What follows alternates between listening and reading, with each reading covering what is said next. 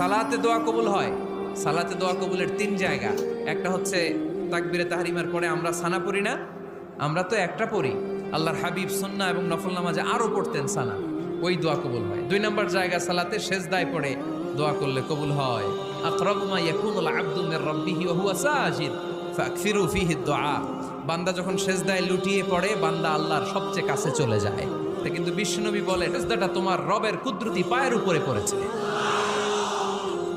সেজদায় পড়ে দোয়া করেন। সালাম ফিরানোর আগে বিশ্বনবী দোয়া করতেন, লা ইউসাল্লিমান্না আহাদুকুম হাত্তা ইয়াতাআওয়াযা মিন আরবা'a।